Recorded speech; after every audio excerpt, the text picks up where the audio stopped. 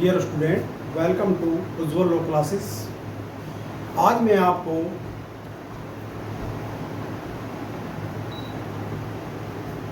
लोकसभा में गृह मंत्री श्री अमित शाह द्वारा प्रपोज्ड बिल के बारे में बताऊंगा। आज लोकसभा में गृह मंत्री श्री अमित शाह ने 3 विधेयकों को पेश किया जो पूर्व अधिनियम, भारतीय दंड संहिता, दंड प्रक्रिया संहिता और भारतीय साक्ष्य अधिनियम में पूर्ण रूप से परिवर्तन किया गया है।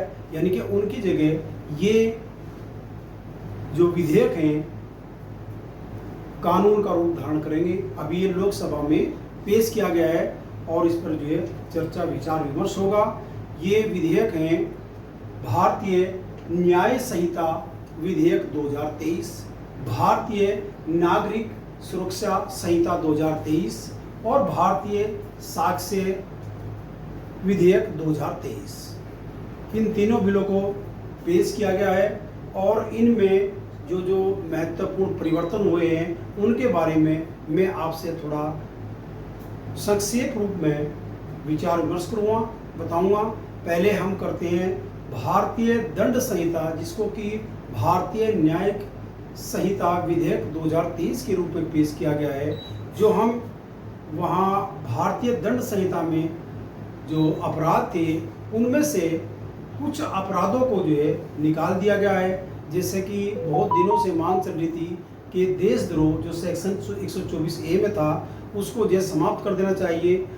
वर्तमान प्रपोज्ड बिल में उसको समाप्त कर दिया गया है, लेकिन उसकी जगह सेक्शन 150 जो न्याय संहिता में जोड़ा गया है वह भारत की एकता, अखंडता और संप्रभुता के विरुद्ध अगर कोई व्यक्ति कार्य करेगा तो उसको पनिशमेंट दिया गया है। यानी कि थोड़ा चेंज कर दिया गया, उसके अकॉर्डिंग पूर्ण रूप से देशद्रोह कानून को पूर्ण रूप से समाप्त कर दिया गया है। मैं आपसे कुछ महत्वपूर्ण धाराएं बताता हूँ उसके बारे में, जो कि इसमें जो है तब्दील की गई हैं, कितनी धाराएं जोड़ी गई हैं, कितने वो अमेंडमेंट किए गए हैं। देखो, भारतीय दंड संहिता में 511 धाराएं थी और 23 अध्याय थे। अब जो है प्रपोज्ड बिल में टोटल जो धाराएं रहेंगी वो 356 रहेगी और भागों में 19 भागों में विभक्त किया गया है। यानी कि जो पहले 511 धाराएं थी उसमें जो अननेसेसरी थी, आज के प्रीवियस में सही नहीं थी, उस समय जब भारतीय दंड संहिता 1860 में बनी थी बनके और 1 जनवरी 1862 को लागू हुई थी, उस समय की परिस्थितियों में और आज की परिस्थितियों में बहुत परिवर्तन हो चुका है। तो वहाँ पर जो अननेसेसरी हैं, जिनके लिए अलग कानून भी बन चुके हैं, वे जो है यहाँ से समाप्त कर दी गई हैं। देखिए, आप मैं बताता हूँ कि कैसे कैसे क्या नाम क्या किया गया। धारा 1 जो है, जो कि तो है कहाँ एक्सटेंड होगी, कब से इन्फोर्स होगी, उसके बारे में बताया गया। धारा 2 जो है परिभाषा खंड के बारे में बताई गई है। अब यहाँ यानी कि डेफिनेशन क्लॉज जो है यहाँ पर धारा 2 में दी गई है और उसमें जो टोटल धारा परिभाषाएं हैं वे 39 हैं। कुल 39 परिभाषाएं जो हैं दी गई हैं। धारा 3 जो है, जो कि पहले धारा 6 थी, आज धारा 3 कर दी गई। उसमें जो है हर परिभाषा दंड, उपबंध या दृष्टांत का अपवादों के अधीन समझा जाना। यानी कि अपवाद जो है हर परिभाषा में, जो अभी भारतीय न्याय संहिता 2023 बिल जो पेश किया गया है उसमें जो अपवाद आएंगे उसके अकॉर्डिंग वे सब जगह धाराओं में इसी प्रकार से प्रयोग होंगे।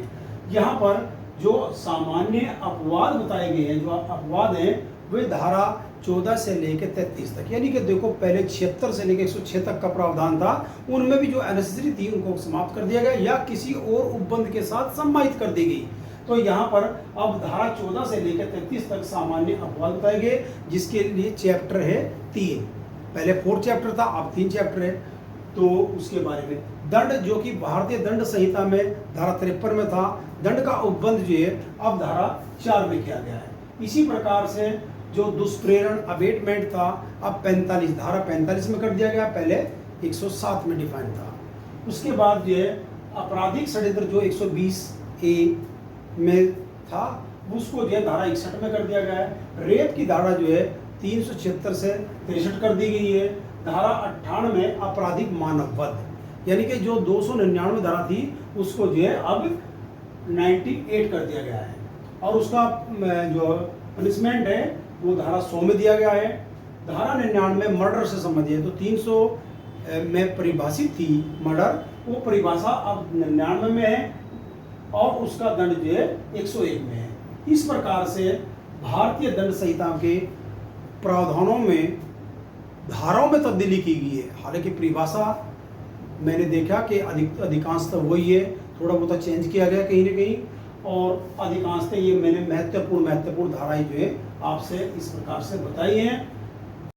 आपसे बताते हैं हम भारतीय दंड प्रक्रिया संहिता को भी तब्दील किया गया है, जिसका नवीन नाम दिया गया है भारतीय नागरिक सुरक्षा संहिता विधेयक 2023, जो आज लोकसभा में पेश हुआ। उसके भी महत्वपूर्ण चीजें मैं आपसे बताता हूँ। इस संहिता में कुल जो है 38 अध्याय हैं और 533 यानी 533 जो है धाराएं हैं और 2 अनुसूचियां इसमें संलग्न की गई हैं, जोड़ी गई है। यानी कि अब जो है इसमें अध्याय 38 होंगे जो प्रपोज्ड बिल है, और 533 धाराएं होंगी और 2 अनुसूचियां जैसी पहले थी उसी प्रकार से अब जोड़ दी जाएंगी। यानी कि इसके द्वारा भी, यानी कि धारा 533 द्वारा दंड प्रक्रिया संहिता को रिपील कर दिया गया और रिपील कर दिया जाएगा, और ये प्रपोज्ड बिल जो इस प्रकार से लोकसभा और राज्यसभा में पास होकर राष्ट्रपति के सिग्नेचर होकर, और जब भी सेंट्रल गवर्नमेंट चाहेगी तब इसको इन्फोर्स कर सकती है। इसमें महत्वपूर्ण जो चीज़ें हैं मैं आपसे बताता हूँ, जैसे कि पहले FIR जो है धारा 154 में होती थी, लेकिन नए प्रपोज्ड बिल में FIR का सेक्शन जो है 174 है, उसमें FIR दर्ज होगी, और NCR जो कि नॉन कोविजन रिपोर्ट होती है वो 175 में प्रावधान कर दिया गया। संज्ञान जो लेगा यहाँ पर मैजिस्ट्रेट, वो सेक्शन 210 से 222 के अंतर्गत जो प्रावधान है उसमें लेगा। संज्ञान 210 में बताया गया, लेकिन उसके एक्सेप्शन वगैरह जो है अगले 211, 12, 13, 14, 15, 16 इस प्रकार से जैसे कि पहले थे, जो उसी के अकॉर्डिंग, जैसे 190 में पहले कोग्निजेंस लेना था और उसके बाद जो है 198 तक जो है 199 तक इस प्रकार से उसके एक्सेप्शन के कहाँ जो है as a right magistrate cognizance नहीं ले सकता, उसके बारे में प्रावधान बताए गए थे कि कैसे कैसे ले सकता है। आज वो संज्ञान जो है वो 210 में बताया गया है, लेकिन उससे के बाद जो है 222 तक के और प्रावधान इसमें जोड़े गए हैं। इसी प्रकार से परिवाद दायर, पहले जो दायर करते थे परिवाद को तो परिभाषित 2D में किया गया था, यहाँ अलग धारा में है, तो यहाँ परिवाद दायर कहता है पहले 200 से 204 तक के प्रावधान उसमें थे। आज जो है परिवाद दायर करने से संबंधित प्रावधान सेक्शन 223 से 226 तक में कर दिए गए। आरोप पहले जो 211 से लेकर 224 तक था, आज जो है 234 में, जैसे कि 211 थी वो झुकी तो धारा जो है 234 है, और उसके जो है अलग अलग सेक्शन बनाए गए हैं जो 247 तक जो है चार्ज के बारे में प्रावधान किए गए प्रपोज्ड बिल में, जो नागरिक सुरक्षा संहिता प्रपोज्ड बिल है। इसी प्रकार से जो ट्रायल है, ट्रायल के भी सेक्शन जो है तब्दील कर दिए गए। इसमें सेशन ट्रायल जो है 248 से लेकर 260 में बता दिया गया। वारंट ट्रायल 261 से लेकर 273 में, और जो समन ट्रायल है वो 274 से लेकर 282 में बता दिया गया, और जो संक्षिप्त ट्रायल है वो 283 से 288 तक में संक्षिप्त ट्रायल बताया गया, समरी ट्रायल बता दिया गया। और प्ले बार्गेनिंग का जो अध्याय था वहाँ उससे संबंधित जो प्रावधान थे 260A से शुरू होते 265A शुरू होते थे, वे जो है 289 से लेकर और 300 तक के प्रावधान कर दिए गए। इसी प्रकार जो जजमेंट है वो 392 के अंतर्गत आएगा, जो 353 में आता था और 392 बताया जाएगा। और बेल से जो 436 से संबंधित प्रावधान थे दंड प्रक्रिया संहिता में आज प्रपोज्ड बिल में के अंतर्गत जो है उनकी धारा बता दी कि 479 से 498 तक के जमानत संबंधी प्रावधान बताए गए हैं। इस प्रकार से यानी कि यहाँ पर जो 484 धाराएं थी आज ये दंड प्रक्रिया संहिता में भारतीय नागरिक सुरक्षा संहिता विधेयक 2023 के अंतर्गत ये धाराएं 533 होंगे और 533वीं धारा जो है केवल दंड प्रक्रिया संहिता को रिपील करने के लिए प्रपोज्ड की गई है। इस प्रकार से मैंने संक्षिप्त रूप में जो है आपसे वे महत्वपूर्ण धाराएं बताई जो कि तीसरा बिल भारतीय साक्ष्य विधेयक 2023 श्री अमित शाह जी ने पेश किया, जो जिसमें कि कुल अध्याय 11 हैं, जैसे कि भारतीय साक्ष्य अधिनियम में भी जो 11 अध्याय थे, धाराएं जो हैं इसमें बढ़ा दी गई है 3 धाराएं, यानी कि धाराएं टोटल हो गई हैं विधेयक के अंतर्गत 170 और 4 भागों में। पहले भारतीय साक्ष्य अधिनियम 3 भागों में विभक्त था, अब ये भाग 4 भागों में विभक्त है जो प्रपोज्ड बिल है। और इसमें जो है जो महत्वपूर्ण परिवर्तन किए गए, जो भाग जोड़े गए, उन भागों में कौन कौन सी धाराएं रखी गई हैं इसके बारे में मैं थोड़ा सा आपसे बताता हूँ। देखो, भाग 1 जो है जो अध्याय जिसमें कि एक अध्याय है वहाँ पर 2 धाराएं है केवल, यानी कि यह विधेयक भारतीय साक्ष्य विधेयक कहा जाएगा और इसका स्टैंड जो है कहाँ होगा, कहाँ लागू होगी, किस नीचे लागू होगी। और धारा 2 में जो डेफिनेशन क्लॉज दे दी गई है। भाग 2 में जो है यहाँ पर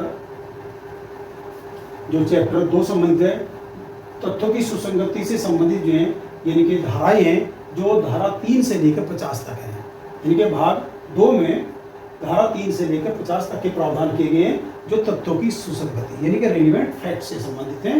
एक ही सेमार के भाग हैं तो 4 में किए गए हैं और अन्यत्र उपस्थिति धारा 9 में की गई है। धारा 15 में स्वीकृति को परिभाषित किया गया है, 15 से लेकर 21 तक जो है, और धारा 25 में ये स्वीकृति के बारे में, एडमिशन के बारे में बताया गया है। धारा 22 से लेकर 24 तक स्वीकृति के बारे में प्रावधान किए गए हैं।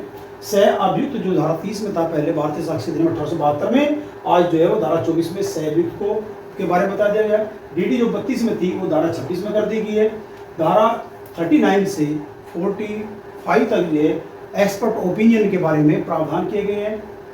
तो ये क्या नाम इसके अंतर्गत इस प्रकार से क्या नाम भाग 2 में किए गए। भाग 3 जो है धारा 51 से लेकर 103 तक है जो ऑन प्रूफ के बारे में बात करता है। ऑन प्रूफ से संबंधित जो बातें हैं वे धारा 55 में जो खास बातें हैं वे मौखिक ओरल एविडेंस के बारे में धारा 55 बताया गया है। दस्तावेज के अंतर वस्तु को प्राथमिक या द्वितीयक साक्ष्य द्वारा साबित किया जाएगा, ये धारा 56 बताया गया है। धारा 57 में प्राथमिक साक्ष्य के बारे में बताया गया है और धारा 58 में द्वितीयक सेकेंडरी एविडेंस या द्वितीयक साक्ष्य के बारे में प्रावधान किए गए हैं। पब्लिक एंड प्राइवेट डॉक्यूमेंट, पहले धारा 74 इंडियन एविडेंस एक्ट 1872 के अंदर धारा 74 में पब्लिक डॉक्यूमेंट थे, लेकिन आज पब्लिक और प्राइवेट डॉक्यूमेंट ये दोनों के दोनों धारा 74 में कर दिए गए हैं। इस प्रकार से ये क्या नाम महत्वपूर्ण धाराएं इसके भाग 3 में दी गई है। भाग जो 4 है वो सबूत के बर्डन ऑफ प्रूफ के बारे में है, जिसमें कि धारा 104 से लेकर 169 तक है और धारा 170 जो रिपील एंड सेविंग क्लास के बारे में बता दी गई है जो भाग 4 के अंतर्गत आती है। इसके अंतर्गत जो महत्वपूर्ण जो धाराएं परिवर्तित हुई हैं, एक तो धारा जो है 121 से लेकर 123 तक स्टॉपर के बारे में प्रावधान किया गया है जो 115 से लेकर 117 तक था पहले, आज जो है 121 से लेकर प्रपोज बिल में 123 किया गया है। और सह अपराधी की जो धारा थी 133 थी जो आज जो है 138 प्रपोज बिल में पेश दी गई है। और सूचक पर्सन जो 141 के अंदर थे वे धारा जो है 146 146 में दिए गए हैं। इस प्रकार से ये महत्वपूर्ण धाराएं जो हैं मैं इन शॉर्ट में आपसे बताई है, जिसमें कि इस प्रकार से धाराओं में परिवर्तन किए गए, केवल धारा ऊपर नीचे की गई है, अन्यथा प्रावधान अधिकांशतः वही है। हाँ, कंप्यूटर का जो इस प्रकार से इंटरनेट की अधिकता बढ़ती जा रही तो उसके अपराध भी बढ़ते गए हैं, उनको रोकने के लिए भी भारतीय साक्ष्य अधिनियम में एविडेंशियल वैल्यू के बारे में प्रावधान किए गए हैं। इस प्रकार से आज 11 अगस्त 2023 को गृह मंत्री ने ये 3 प्रपोज्ड बिल जो है लोकसभा में पेश किए ये, और वहाँ से जब पास होंगे तो राज्यसभा में जाएंगे, राज्यसभा से फिर ये अगर पास होंगे दोनों सदनों से फिर राष्ट्रपति की सम्मति के लिए हस्ताक्षर के लिए वहाँ जाएंगे, फिर वो हस्ताक्षर करेंगे, तब ये भारत सरकार के इस प्रकार से कब से लागू करती है उसके बारे में भारत सरकार ही क्या नाम जो है निर्णय लेती है, और वो जब निर्णय लेगी इन्फोर्स करेगी तो उसके अकॉर्डिंग मुझको पूरी आशा है कि ये जो है इलेक्शन से पहले इनको लागू कर सकते हैं। अगर इनको लागू किया तो जो आगामी प्रतियोगिता परीक्षाएं हैं उनमें जो बच्चों को धाराओं के बारे में थोड़ा सा कन्फ्यूजन हो सकता है, और समय समय पर मैं अपनी वीडियो में इनके बारे में पूर्ण रूप से आपसे बताऊंगा। लेकिन जब तक इसको जो है लागू नहीं करता, इन्फोर्स नहीं करता, तब तक जो है भारतीय दंड संहिता 1860, दंड प्रक्रिया संहिता 1973 और भारतीय साक्ष्य अधिनियम 1872 एज इट इज रहेंगे। उनकी वीडियो जो है मैं जो है निरंतर जो चल रही है डाल रहा हूँ मैं, उनको जो आप देखते रहिए, क्योंकि प्रावधान तो वही रहेंगे, धाराएं तो चेंज हो सकती हैं, प्रावधान तो वही है, वही चोरी की परिभाषा रहेगी, वही मर्डर की परिभाषा रहेगी, वही सब परिभाषाएं तो वही हैं, थोड़ा बहुत चेंज हुआ होगा तो उसके अकॉर्डिंग जो है आपको आसानी रहेगी। इसीलिए आप जो है निरंतर मेरी वीडियो देखते रहें और उसको लाइक एंड सब्सक्राइब करते रहें। मुझको जो है मोटिवेशन मिलेगा, मुझको प्रोत्साहन मिलेगा तो अच्छा रहेगा। Thank you.